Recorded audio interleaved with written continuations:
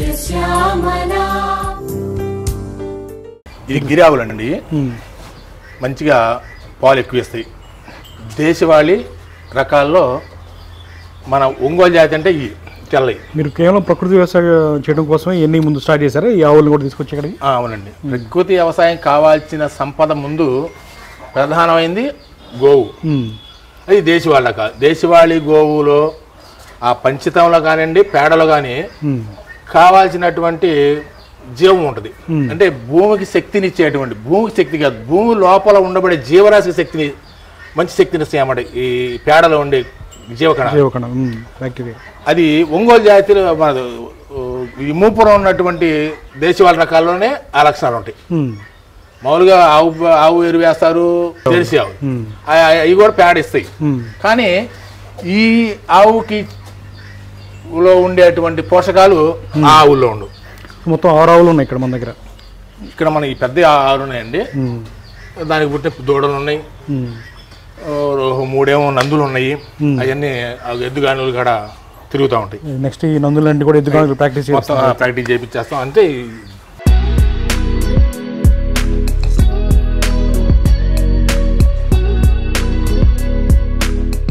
జీవరాశిలో మనకి మనిషికి, రైతు కోసం పుట్టినటువంటి, రైతు బతకడం కోసం భగవంతుడు ప్రత్యేకంగా ఒక సృష్టించినటువంటి ఒక జీవం గోవండి, ఒంగోలు జాతి గోవు.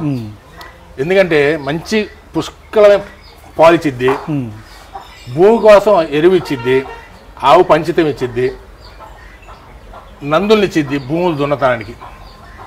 రైతుకి భగవంతు ఇచ్చిన వరం అది. దాన్ని మర్చిపోయి మనం యంత్రాల వైపు తిరుగుతూ కెమికల్ వాడి భూములు పాడు చేసి జీవరాశిని అంతా మనం వదిలేసుకొని అనారోగ్యమైనటువంటి ఆహారం పండిస్తూ అనారోగ్య పాలైపోతున్నాం మనం ఇవాళ. ఈ ఆవు పాలు తీసి ఏం చేస్తారు? మనం ఇంట్లో వాడుకుంటారు. ఒకటి ఈ ఆవు పాలంతా కూడా మజ్జిగ చేస్తామండి. మేమే ఇంట్లో చక్కగా కవం పెట్టేసి చిలిగేస్తాం మజ్జిగని. ఆ మజ్జిగ నుంచి వెన్న తీస్తాము, ఆ వెన్నని నెయ్యి చేస్తాము. అది ప్రస్తుతానికి మరింత రాదు కూడా మా ఇంట్లో వాడుకోవడానికి సరిపోతుంది.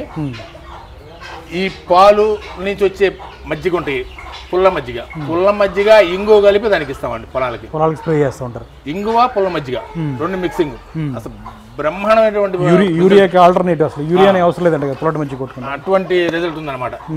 అవన్నీ కూడా ఇప్పుడు ఈ గోవాలు ఉండటం వల్లే మనకు ఈ ప్రకృతి వ్యవసాయం సాధ్యమైంది. ఇప్పుడు ఈ ఆవు నెయ్యి కావాలంటే బయట కస్టమర్లకు అమ్ముతున్నారా? ఆవుని బయటకి అమ్మట్లేదండి, అమ్మే అంత రావట్లేదు ప్రస్తుతానికి. అయితే 40 లీటర్లు పాలు ఉంటే కానీ 1 లీటర్ నెయ్యి తయారవ్వదండి. 40 లీటర్ పాలు 1 లీటర్ నెయ్యి వస్తుంది. అయితే ఆ విధంగా నెయ్యి తయారు చేస్తే 4,000 రూపాయలు కొనేవాళ్ళు ఉన్నారు. ఎలా చేస్తున్నారా నెయ్యి? పెరుగు మీద మీగడతో చేస్తున్నారా, లేదా పచ్చిపాల మీద క్రీమ్తో ఏమన్నా చేస్తున్నారా? కాదండి, పచ్చిపాల మీద క్రీమ్తో తీసేది ఈ లక్షణం కలిగి ఉండదు.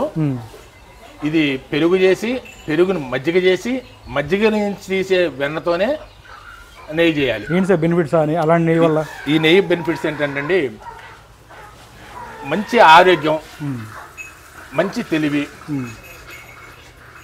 పిల్లలు, గర్భిణీ స్త్రీలు కనుక ఈ ఆవు నెయ్యి 3 నెలల కాడి నుంచి 9 నెలల వరకు, అంటే ఒక 6 నెలలు, నెలకు 1 లీటర్ ఆవు నెయ్యి తినగలిగితే అండి పిల్లలు మినిమం 3 నుంచి 3.5 కిలో సైజు పిల్లలు పుడతారు. మంచి శక్తి కలిగి ఉంటారు అన్నమాట, బాగా ఆరోగ్యంగా ఉంటారు, ఆరోగ్యంతో పుడతారు, పుష్టికరంగా. ఇక వాళ్ళకి జీవితంలో వాళ్ళకి ముందు జలుబులు దగ్గులు కూడా చూడడం అనమాట. ఆ రకమైనటువంటి బిడ్డలు కలుగుతారు కేవలం ఆవు నెయ్యిలో ఉండే శక్తి అది. మన దేశవాళీకి ఆవులకి కోడిదూడలు పుడతాయి, చూశారు కదండి. కోడిదూడలు ఎలా ప్రయాణం చేస్తాయో, ఎలా నడుస్తున్నాయి. పాలు తాగిన తర్వాత దూకుతుంది, ఇక్కడి నుంచి 10 అడుగుల దూరం దూకిద్ది. 3 నెలలు దూడ ఇక్కడి నుంచి 10 అడుగుల దూరం దూకిద్ది. చెంగు ఎగురుతూ ఉంటాయి, చెంగు ఎగురుతుంటాయి. దానికి కారణం ఏంటంటే ఆవు పాలు వెన్న శాతం తక్కువ ఉంటుందండి. దానిలో 4.5% వెన్న శాతం ఉంటుంది 1 లీటర్కి. అరుగుదల శక్తి బాగుంటుంది. అరిగింది ఒంటికి మంచిగా పట్టిద్ది, మంచి శక్తిగా కలిగే విధంగా ఉంటుంది అనమాట. ఆవు మజ్జిగ మంచిది, ఆవు పాలు మంచిది, ఆవు పేడ మంచిది, ఆవు పంచదం మంచిది. ఆవులో తీసేసే పదార్థం ఏదీ లేదు. ఒకప్పుడు ఆవు పాలు తాగి మాత్రమే మనిషి బతకాలి, ఇవాళ ఆవు పంచదం తాగి బతకాల్సిన పరిస్థితులు వచ్చినాయి. ఒకప్పుడు ఆరోగ్యం కోసం, ఆహారం కోసం ఆవు పాలను ఉపయోగించుకునేవాళ్ళు. ఇవాళ శరీరం మొత్తం చెడిపోయి జబ్బులు తగ్గించుకోవడానికి మూత్రం తాగాల్సి ఒళ్ళంతా డబ్బులు పడిపోయి ఆవు మూత్రం తాగి కూడా బతకాల్సిన పరిస్థితి వచ్చింది.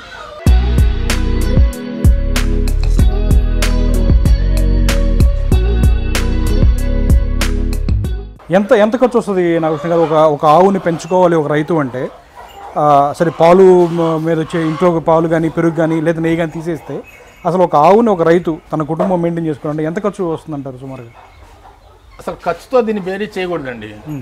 ఎందుకు చేయకూడదంటే అది అన్ని రకాలుగా ఉపయోగపడేది. మనకి పాలిచ్చి మన ఆరోగ్యాన్ని బాగు చేస్తుంది, ప్యాడిచ్చి పంచాయతీ ఇచ్చి భూమిని బాగు చేస్తుంది, భూమిలో పండే పంటకు ఉపయోగపడుతుంది, దాన్ని ఒక జాతిని పెంచేటువంటి ఒక అవకాశాన్ని కల్పిస్తుంది. దానివల్ల ఏది నష్టం లేదు కదా. ఆవు దగ్గర కూర్చుంటే అండి మనం దాని వదిలే శ్వాస కూడా మనకి మేలు చేస్తుందండి. ఆవు ఆక్సిజన్ వదిలిద్దండి, మనం ఆక్సిజన్ తీసుకుని కార్బన్ డైఆక్సైడ్ వదులుతాం. ఆవు శ్వాస కూడా ఆక్సిజన్తోనే ఉంటుంది. ఆవు మధ్యలో పనిచేస్తే మనకు తెలియకుండా కొన్ని రోగాలు తగ్గిపోతాయండి. దేశవాళ ఆవులు అంత గొప్పదనం ఉంటుంది. పెద్దలు ఇంతకుముందు ఒక మాట చెప్పేవాళ్ళు, ఆవట తన యజమాని పైన రుద్దుతాడు కదండి, వెళ్ళి దానికి ఆహారం పెడతాడు. ఆ ఆహారం పెట్టేటప్పుడు అతని చేయిని నాకిద్దంట ఆవు నేలకితో. ఆ చేతిని నాకి తనలో ఉన్న ఏదైతే ప్రాబ్లమ్స్ అనారోగ్య పరిస్థితులు ఉన్నాయో ఫీల్డ్లోకి పోయి ఆ రకమైనటువంటి మూలికలు తినొచ్చి ఆ పాలు ఇచ్చేదంట. అంటే ఆ వాన బహిరంగ తిరిగినప్పుడు ఆవులు అడవిలో వెళ్ళినప్పుడు కావాల్సిన మూలికలు ఆ ఏర్లు తిని వచ్చేసి ఆ పాలు ఇచ్చేసి అతనికి ఆ రోగం తగ్గిదంట. రెండోది మనం ఇంకో పెద్ద విషయం ఏంటంటే ఇల్లు కట్టుకుంటాం, 100 కోట్ల రూపాయలు ఇల్లు పెట్టి కట్టినా సరే ఆవునే తీసుకెళ్తాం ఇంట్లోకి. ముందు మనుషులు పోరు, ఆవుని పంపిస్తారు. బాగా ఒక పెద్ద జమీందారు నా బోర్డు ఆవుని తీసుకెళ్ళి అనుకోండి, రాజులు ఇల్లు కట్టుకుంటే వాళ్ళు ఆవులు తీసుకెళ్ళే పనికి ఏనుగుని తీసుకెళ్ళచ్చు వాళ్ళు, ఇంకా పెద్దది కాబట్టి. కానీ తీసుకెళ్తారా? ఒక్కోడు ఇంకా రాజస్వం ఉన్నది పులిని తీసుకెళ్తాడా? ఆవును మాత్రమే ఇంట్లో తీసుకెళ్తారు. దానికి కారణం ఏంటంటే ఆవు దృష్టి చెడు దోషాల మొత్తాన్ని దూరం చేసిద్ది. ఆవు చూపు పడ్డ ఎంతవరకు అయితే ఉంటుందో అంతవరకు చెడు కార్యాలు తంత్రాలు పనిచేయవు.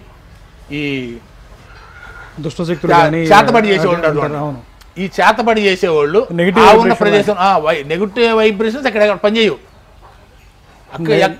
అది కాదు, మన పైనుంచి ఉరుములు పడతాయి చూడండి, ఉరుములు ఆవు పేడమే పడవు. ఎక్కడ చూసుకోండి మీరు. ఈ మధ్య ఒక ఇది రాష్ట్రంలో ఓవర్ గ్యాస్ ఏదో లీక్ అయిపోయి చాలా మంది చనిపోయారు పక్క రాష్ట్రాల్లో.